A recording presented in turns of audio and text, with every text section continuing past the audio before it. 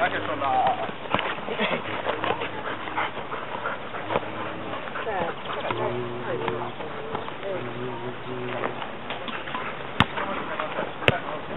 Allora, mettiamo la pettina anche ai cagnolini e li facciamo giocare. Guardi che il mio cane ha giocato una partita intera la Signora, mi serve un centravanti, lo posso mettere? Sì, ha segnato anche 2 gol. Ecco. Vabbè. Solo che adesso c'è Asia che è bravissima.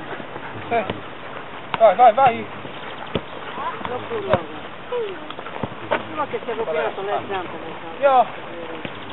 Vai, va.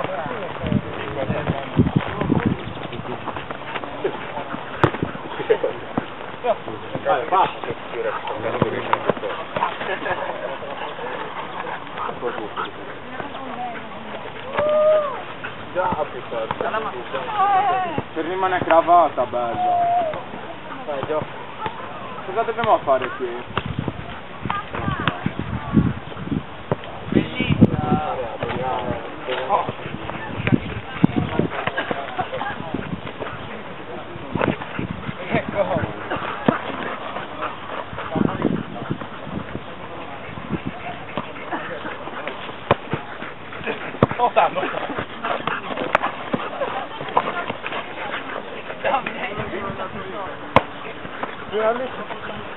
E ti facciamo una parte da te? No, mica è merda!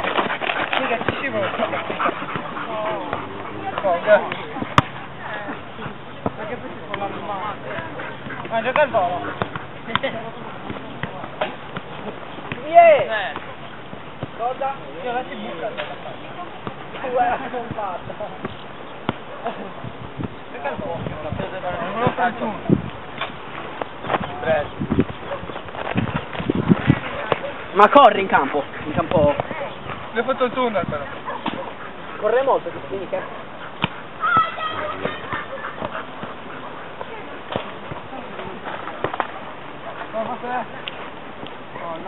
Vai, avanti! Ah, già!